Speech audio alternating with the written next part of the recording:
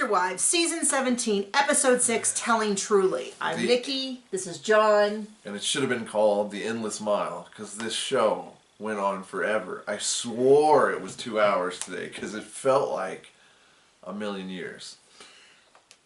And Cody's whining is at a level that I can't imagine. I know there are people, I get them sometimes in the comments, who will be like, the problem with this show is these women won't listen to Cody. He's the smartest one there. And I'm like, I don't know what planet you fell off of. I don't know why you're watching our channel. But I know, and I get dislikes every single week. I guess you no longer see them, but I can see them. Thanks, YouTube. I do read, I try to read every comment. I don't respond to every comment. I try to read them. I try to like them. But that's how, I read them all. Some of you are just unlikable. Because we get comments like, hey, great whatever, despite your terrible mic. And it's like, okay. News to you, we don't have a mic. Well, it's built into the camera. People who suggest that John needs to pick out a different wife because I'm a horrible person. People who mention that I ain't no Cody. Who have a horrible husband, that he's so boring. I'm like, you don't have to like us. I made a great choice, and now I'm living with it. Mwah. I have terrible, terrible neck pain. We had an awful week. We had an awful, awful week. We had an old horse. He had arthritis. He had a disease. We made him as comfortable for as long as we could, and then it became apparent that he was no longer comfortable. And putting down a horse is a terrible thing. And then the logistics of putting down a horse is like the only way you could make this worse is to make it a whole big thing. So thank God for neighbors with backhoes. It's awful, but he is at rest. He never saw it coming. We did the best we could for him, but it's been an awful week, and and everybody's been sick. Everyone's sick, and I don't know what happened, but somehow in the last half hour, everything from my head to my shoulders is locked up and back. It's almost like watching this awful show gives you tension. You hate it was such a bad episode. It was so bad. He is so mean to his wives, even the ones that he says that he loves. He was so mean to Janelle this whole episode. It was awful. I ain't seen him be mean to Robin yet. I have not seen him be mean to Robin yet. He will not step out of line for her. And when he does, like when she said stuff that he didn't like, he was like, well, I guess I should have talked to you. Like he kind of slinks away. He's so mean to his kids. Man. I mean, when the kids are describing the relationship, it's fine, which means that's the best I can hope for with this guy. Yeah, he is my dad. No one ever uses fine to mean good. Fine is like it's awful, but I'm dealing with it. Like fine is like this food is edible, but if I had a choice, I would go somewhere else. It's fine. I'm not gonna complain. Is like the fine of like, it's not good, but I'm not going to complain about it. That's what it happened in this episode. My neck is really hurting me. And so this whole episode, the whole past 2 seasons, he has done nothing but try to throw his kids underneath the bus every chance he gets. Not Janelle's kids, not Mary's child, who you wouldn't know that they exist. Right. For all intents and purposes, they do not. And then hasn't said the thing is, other than using Ari and Solomon as a prop for why he can't leave, he doesn't really talk about them either. I don't know if that's unusual. I don't know, because he only says that I can't be away from them. Well, then I don't know why you're a polygamist. Because he's like, I can't be away from them. Well, you had no problem being away from all the other wives' kids when they were little. Now, admittedly, they lived in a house, so he was never really physically far, and it's a little different. Well, I think what happened is after the 3rd time and then the 4th, he's like, oh, a wife I like. I actually care about these kids. So anyway, we're going to start with the episode. So he wants to be a plural husband, but he can't be away for more than 3 days. Okay. Sounds like there's a small... I mean, this is the thing. I agree with the idea that it's incredibly hard to be away from small children for more than 3 days, which is why we're monogamous. Now, I know that there are people... Reason. I know that the only reason I'm monogamous. No, and I understand there's people like long-haul truckers, businessmen, which Cody claims to be, military who are away from their kids. That's incredibly difficult. But we're monogamous, and so we didn't engage in a lifestyle where I knew that Cody would be away from my young son for long periods of time. Cody. Well, if I was married to Cody, because I certainly wouldn't. Gross. Sorry. I married John, who is there every second of the day. Like it or not. Like it or not, we spend. No, we do spend time apart. Like just to make, despite the fact that we keep dressing in matching colors. Which off-white is not that unusual. Covered in dog hair is not that unusual of a color. But he comes over to discuss Truly. Now, last week, and I don't know, no one disagreed with me, but no one agreed with me either. No one really commented on it, where I was like, hey, I'm really surprised they haven't told that everybody else in the family knows, but Truly, that seems like a dangerous thing. Blah, blah, blah. It's a terrible decision. It was a terrible decision. But this week we find out why it's happening. And we find out why it was the terrible decision. And now it makes more sense, which is he's dragging his feet. He keeps saying, I want to reconcile. He has done nothing to reconcile. He hasn't said, hey, Christine, could we go maybe out to dinner and have a meal? Well, to be fair, she just sprung this on him. You know, no warning. There was no video evidence from any other season where she's like, I'd like to work on our relationship. Yeah, I don't remember what season it is. Oh, wait. There's like a whole season about that nonsense. Where we recap where they went on vacation and she kept saying, we need to work on our relationship. And he's like, well, if we work on the family. And she has told him in a million ways. But then the other thing is, I really can't turn my head. The other thing is, he has said repeatedly she hasn't been happy till Utah. And this is funny. I actually saw, I think, a couple TikToks and... Hasn't been happy till Utah? That's where they started. What do you mean? Utah? Yes. Oh. Sorry. He hasn't been happy. He says, you haven't been happy since Utah. Well, then it shouldn't be a surprise that she's leaving. I mean, if I've served you liver and onions, and you said, I am not going to eat this, and I said, it's ridiculous, he's never liked liver and onions the whole time we've been married, but tonight he says he doesn't want to eat it. It's fine. It's fine. But I've seen a lot of therapists talk about that they see this dynamic in counseling all the time where the wife will say, I am unhappy, I am unhappy, I am unhappy, and then eventually says, I am leaving, and the husband will say, oh my gosh, I had no idea, where did this come from? So that seems to be the case that they're going through. I'm not a marriage counselor, I don't understand this dynamic. It's also so weird to me that it sounds like he doesn't speak to any of his wives, I assume, other than Robin. But then he's like shocked that, you know... He found what he liked, so, you know. So he keeps saying they want to reconcile, but he's doing no work on it.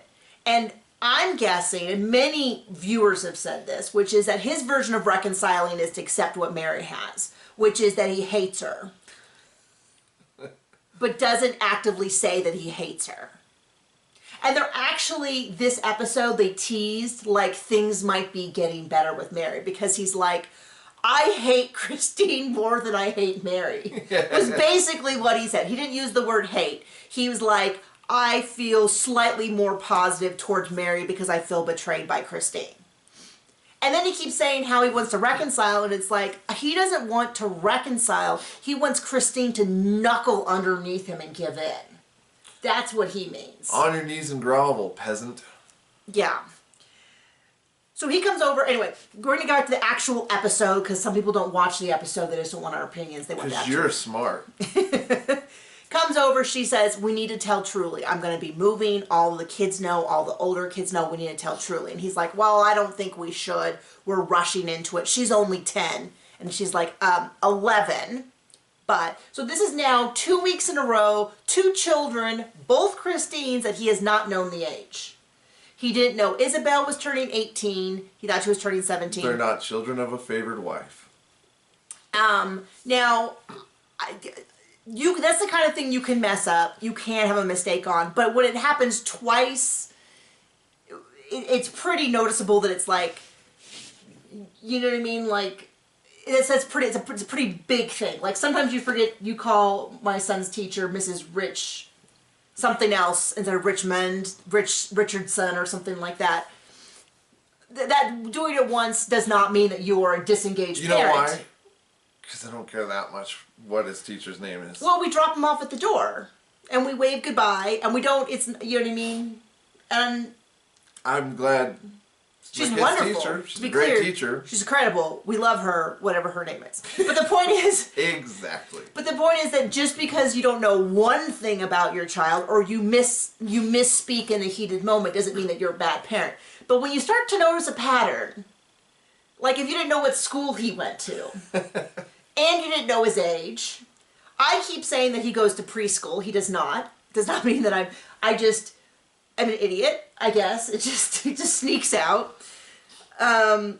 So he doesn't know her age. He doesn't want to tell her. And I was like, oh, this makes so much more sense because Christine has done so well in so many ways she does her best to speak about Cody, not as a bad person, but as in their marriage not working, even though I think he's a bad person. She's a better person than me. She's trying to model good behavior. She's trying to clearly communicate her needs. When he starts baiting her about this and that, she just reiterates how she's feeling. A lot of people have said it sounds like she's gone to counseling. I think so too. She has not mentioned that on the show, so that's not confirmed. But it really does seem that she is getting really good advice from somewhere, whether it is intuitive, in which case she should be a counselor because, man, she seems to have, or she is speaking to someone and that's fine.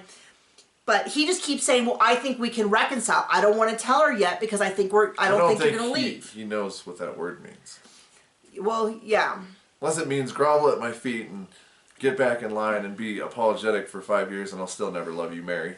Yeah, I mean, that's the thing is that it's shown that he has no freedoms. He has never, I hope they continue the show. And if they continue that show, what is her Fit and Fabulous or who's the lady that always has the advertisement? I don't know anyone who watches it. I never see tweets about it. If that show is still on, then this show has got another 10 years on it. Especially if they keep, because what people really... If that's our bar. To be clear, TLC, I doubt you watch this, but let's be clear to TLC, I want to see Christine. That when this show continues, I want to continue to see Christine. This is not like Christine has been voted off of the Sister Wife Island and she's now gone and we bade goodbye. I care about Christine and Truly and truthfully the kids. I get that some of the kids do not want to be involved. Gwendolyn clearly does not want to be involved. We saw her this episode, but we didn't see. She's not been. I would love to. Okay. You're not saying anything. I am not saying anything. Let me try again. Clearly, the children have the right to be as involved or uninvolved as they want. Many people pointed out Logan, I could not call him Tyler, I could not remember his name, has not been in the show for a while, and I'm sure that's by choice. That is absolutely his choice. I support the children. Selfishly, I'd love to see more from them. I'd love to hear more from them. I'd like to see more about their lives. I'd love to see the mothers. By that I mean Janelle and Christine. I guess if Mary wants to get her act together and do some stuff, she could.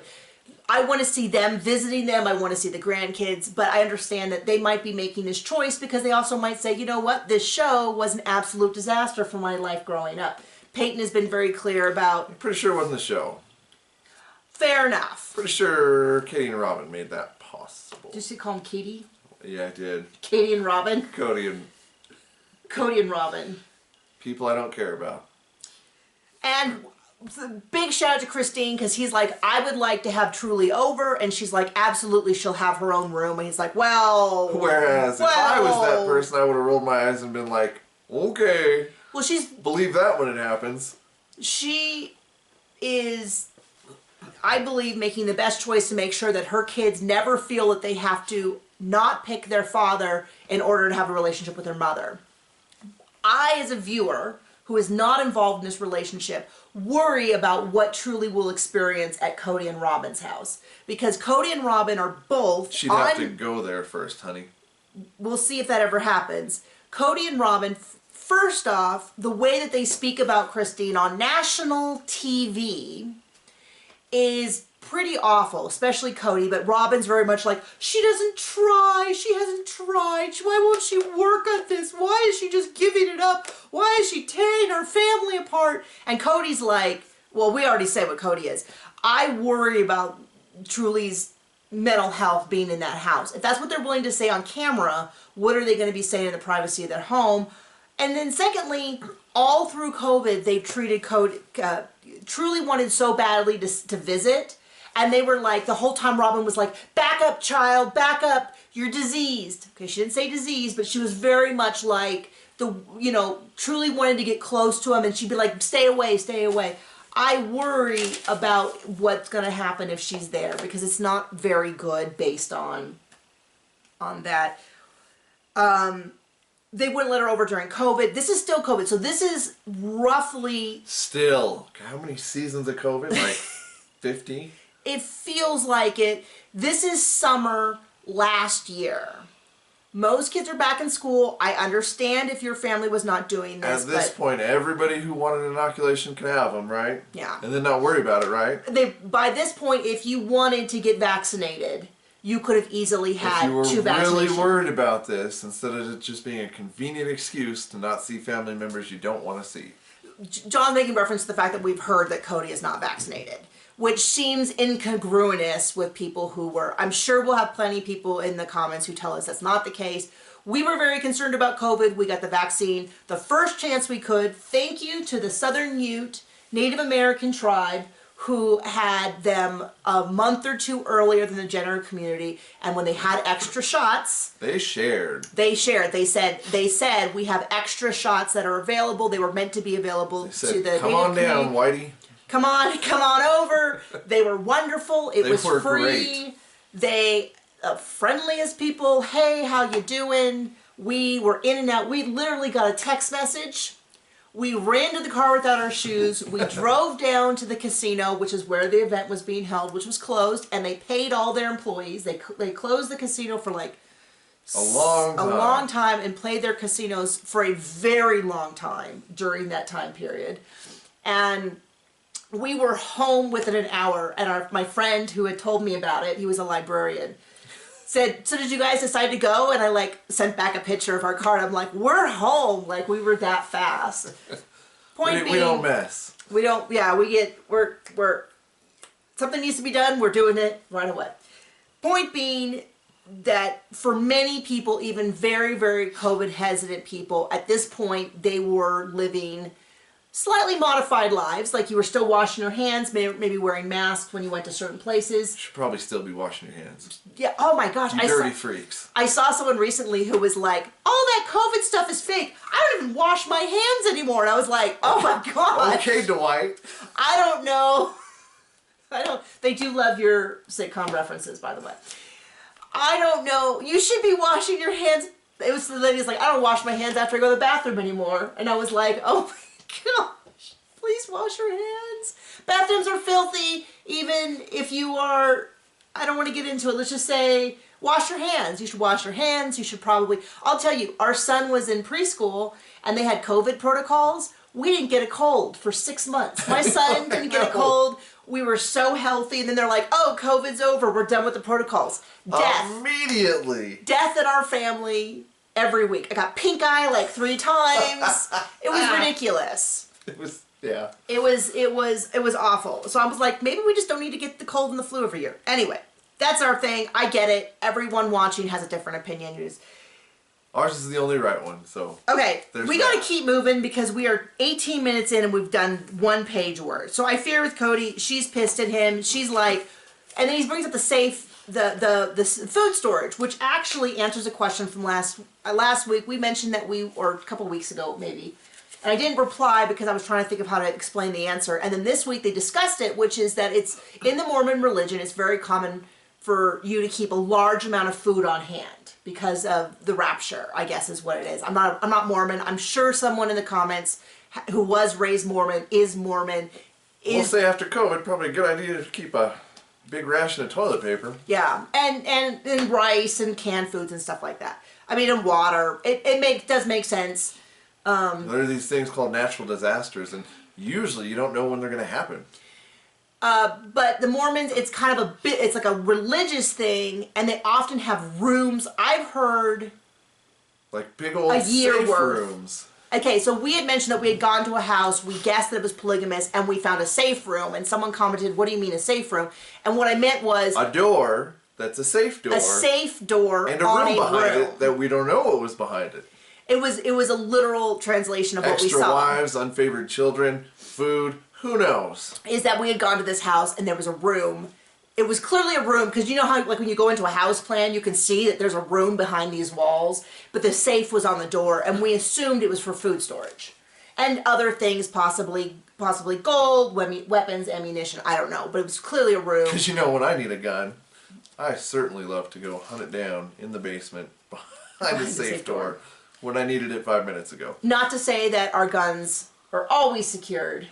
If we have They one. are always secured. Allegedly, if we were to own guns, they would always be secured and locked. We just wouldn't put them in a safe. Well, secured can also be on the body. Allegedly. Allegedly. She doesn't want any of it, and she explains she doesn't consider herself to be Mormon. We actually get into, Gwendolyn comes out as bi in this episode. Then there's a whole discussion about Christine and her celebrity crushes. She seems to have a thing for women who are married. At least 2 of the 3 women that she met, Emily Blunt and Blake Lively, are also married to... The same person? Not the same person. Oh. I thought we were doing a plague show. No, Jim from The Office and Deadpool. Ryan Reynolds and... That guy. You know who I'm talking about. Nobody cares. John Krasinski. Okay, I kind of thought you'd have more reaction to that.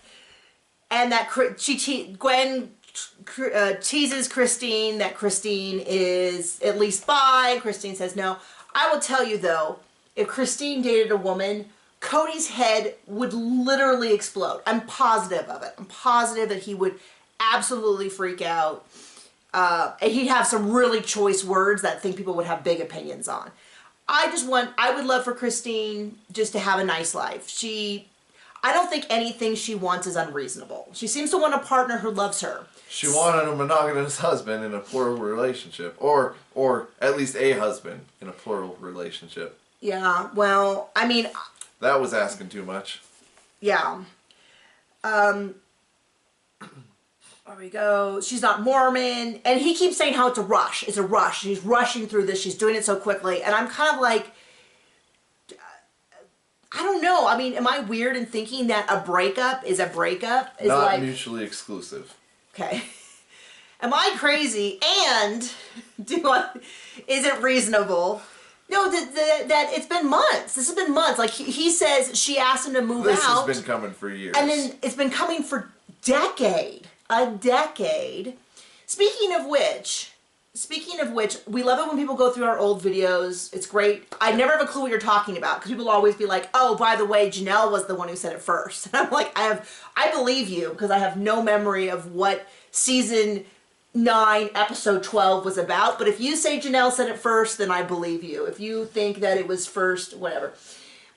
But we're considering, because going back through, we started recapping in season 7. Even though we labeled it season 5, it was actually season 7. We're thinking about, after this season is over, going back, and John's really excited about this. This is actually his idea. He said, you know what we should do is we should watch more Sister Wives. We should start back at season 1. Now, obviously, we can't recap them with fresh eyes. We would recap it as a rewatch and like things that we catch. Would you be interested in going back through? We would probably do one a week. They'd probably be more interested in buying your books. Oh, dang it, I was going to bring them up. I write murder mysteries. A lot of people were surprised by that. If you search for Nikki Haverstock on any of your favorite, at the library, at Biblioteca, Overdrive, I have ebooks, paperback, and about half of them in audiobook. I actually read them myself, so if you don't like my voice, don't do that. But piss her off enough and she'll kill you off in one of them. I could kill you off. Maybe one day I will do that too. But they're murder mysteries. They're cozy mysteries, which is like Hallmark mysteries. They're not excessively gory. They're a little funny. They're a little cartoony. They're like Murder, She Wrote, Miss Fisher's Murder Mysteries. A lot of Canadian Way and better British. Than that nonsense. Those are excellent. Frankie Drake mysteries. Rosemary and Thyme. They're, amateur sleuths solving stuff. Instead, I have them with in space. I have them with witches. Anyway. But, so there's that. Go ahead. Would you watch us if we went and redid our recap? If you don't want to watch us do 1 through 5, would you watch us do other things? Because we cannot get anyone to watch anything other than our Sister Wives contents. And I swear we're just as funny making fun of 90 Day Fiancé or whatever. let's get back to this because we're rambling too much. They're not going to tell truly. This is a precursor for what happens later on in the episode. Janelle gets her RV. They stop at Mary's B&B. This is when nice RV. It's very nice. Big and luxurious. They mentioned that they originally had 3 wives in a trailer home. And so I don't get where he's like, oh, this is so small. He's just spoiled because this is all about Robin's $1 million mansion. He's got it. He's got a nice cozy lifestyle. He no longer wants to be polygamous, and he just won't say that. And he keeps talking about how he suffers. Pretty much says it every week. And he doesn't seem to say it to Janelle. He has no problem. He has no problem doing it for TV. But he will have a problem telling. It seems like he just hates talking to his wives and his daughters. It's and his sons, daughters, sons, his children, and his wives. He hates them unless they're Robin. Unfavored children of unfavored wives. So Isabel is moving to be with Maddie and Caleb. Gwendolyn is bisexual. She's moving to go to school. She's moving. Okay, she's moving to go to school. She will be living with Maddie and Caleb. It sounds like she'll be trading babysitting for rent. That's a good deal. They explained that like, oh, they're always been close. And I'm like, yeah, I don't think there's ever been a doubt that Janelle's family and Christine's family have been extremely close.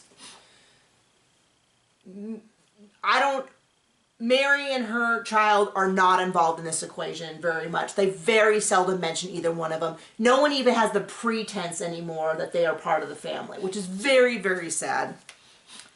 And basically, he starts complaining about Isabel. I spend time with Isabel, but I spend the whole time trying to draw her out, which essentially is him saying, Isabel doesn't feel safe with me. So she doesn't confide in me, and he's like, well, Molly's just an ogre, and he really makes it all about, like, how this is a personal insult to him. No, he was just an absentee father. And then they cut back to where he's like, I'm not going to go with you to this surgery. Are you going to be a bitter old housewife? And it's like, we all know what that meant. That was a reference to Christine. Are you going to grow up and be like your mom if I don't do this? And she's like, no, Dad, it's fine. And it's like, she knew what that meant. We all knew what that meant. He thought he was giving a nice little dig at Christine, but it's like, you wonder why your daughter doesn't feel safe with you. Let's go roll the tape on the last several seasons about how they talk about their mother, who's taking care of them, and who sure seems, if this is just an act from Christine for the cameras when the cameras are rolling, she absolutely should move straight to Hollywood and act, because she is so consistent in her mannerisms. I really believe that this is how she's handling the divorce. I'm sure she has some very heated words behind closed doors, but she seems to be, when she's with her children and each other and the camera, she gets to say whatever she wants to the world, and she's choosing to not throw them under the bus the way we are and you are and Twitter is. Oh, Twitter, tear this man limb from limb. And as someone pointed out somewhere, where he talks about how he can't be away from the kids for 3 to 4 days, but then we'll turn around and say, I'm too busy to spend time with them during the day, so we're going to hire someone to do that for me because I'm too busy. What does the nanny do? It really feels like that he has a comfortable lifestyle and he likes to be able to, like, play with the kids for 5 minutes and them like, oh, Daddy, you're so awesome, you're so great. And then just do what he wants all day and then sleep with the wife he likes. Like, this does not seem to be a case of, like, he's so attached to his kids that he can't imagine being away from them. It's unfortunate and pretty sad for the other kids. So, a little sad face for Gwen. Because he really, and this whole season has really felt like, this season and last season has been him throwing his kids underneath the bus every single chance he gets. It was either Gabe or the other one. Or the other one.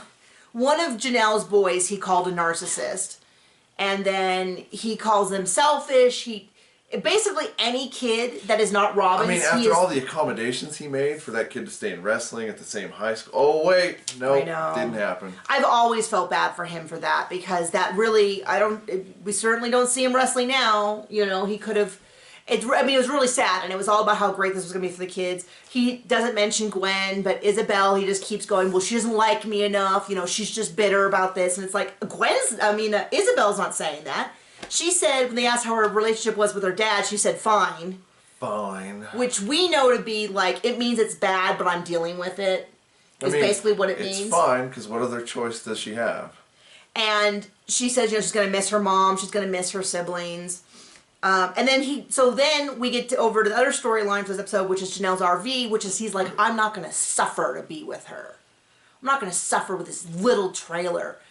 Now, I don't want to live in an RV, but she's not just living in an RV. She has a specific plan, which is the family has said they want to move out to Coyote Pass. Cody has said that. I don't believe it's true. Because it ain't. Robin says it, but she doesn't seem to be doing anything. Robin doesn't work. Janelle, Mary, and Christine all work. She mortgaged her $1 million house, got a second mortgage on it to pay off Coyote Pass, right? No? Oh. I don't know that they could. I mean, the thing is Janelle, Mary, and Janelle, Mary, and Christine all work. Cody claims to work. We don't really know. Like we said, we've heard that he works, he claims to have all these deals, but he doesn't do it. People have said he used to be a salesman, and he's definitely seems to be a good salesman until you know the real him. So they go over, I have not seen Cody as happy and gleeful in the past 2 years as I did when he described the other wives making fun of Janelle's RV. He was ecstatic. He could not stop laughing at how thrilled he was that everybody else doesn't like the RV. He was just over the top. He was so happy. Oh my gosh, and they hate it, and it just made me so mad because he doesn't have any of these wives back other than Robin. He delights when they hate each other, as long as it's not Robin. And he was like, I'm not going to suffer. And Christine is like trying to do her best. Robin is not even attempting it. Mary. Nobody cares because she's not part of the family. Cody blows past Mary. She says hi. You can see him saying, do I have to give her a hug? No, I don't think I have to. And then going up into the RV. And then Cody says, well, where the dogs be? And he's like, oh, they'll be outside. And Janelle's like, no, they're not going to be outside. They're going to be inside. What are you talking about? They're two small dogs. In a place called Coyote Pass. Might as well call it Bait Dog Buffet if you leave them outside all night. And then she's like, no, what are you talking about? You're not even going to be here. You'll be here every third night. He's not going to be there every third night. Absolutely not. He's already said he's not going to use that bathroom. So I guess he'll be running out every 3 hours to go poop somewhere else or whatever. That's only if he goes there in the first place, which he's not. I get it. He doesn't want to shower there. He can shower at Robin's. Fine. You know what? You can go 24 hours without a shower. They have that beautiful little drainage pond. But then, I know, the pond that everyone absolutely went gaga for, and now, at this point, I don't want those kids trekking through my area to go to the pond. Because there's going to be no kids left. Is it flashing? Okay, we should get going. So Truly, our battery is running out apparently. So Truly overhears Christine saying that she's moving and she has to sit down and tell her. I'm devastated for Truly. Truly's so upset. She should have heard it months before. And she tells Truly they're divorced. And this is something that people have been really nasty about on the internet, which is, well, she's not getting a divorce because she's not married. I mean, yeah, technically, if you never got married, you can't get a divorce, huh? But Christine acknowledges that. I'm not a member of the religion, so I don't feel any religious reason to go through anything. So this is how it is. We're going to go ahead. We are divorced. Pretty sure your husband will put you through hell anyway. Yeah, he is. So we saw the preview for next week. I'm going to Texas to officiate a wedding. First off, what moron decided Cody should officiate their wedding? You can watch. He despises his wife. Maybe he's a good friend. I mean, we know he's a terrible husband. Maybe he's a good friend. Yeah, but officiating a wedding is usually done by someone who has a functioning marriage. I guess he's a functioning marriage. He has one. But he can't see these kids. He can't do this. He can't do that. He's cut off 2 wives because of COVID. He's cut off all his kids. Friends that he likes. But he's going to go to Texas. Kids that he doesn't. To a wedding, which are absolute germ fest. This is not... I have a friend who is a wedding photographer, has gotten COVID twice while wearing a mask. Now I'm not saying this is the best choice, but there you go. She's got it twice. Immune compromised, whole thing. Not the best choice on her. In fact, it's incredibly difficult. And then we also see they're going to fight about money, about the house, which is going to send me through the roof. And Christine to sell the house, give him the money to buy into Coyote Pass. And then I guess, I don't know. I mean... Because he's the king. I absolutely wish she would take him to court. His subject. So that this could... There's no reason to take him to court. She can do whatever she wants, and he can do nothing. Well, if his name is on the mortgage... That was a mistake.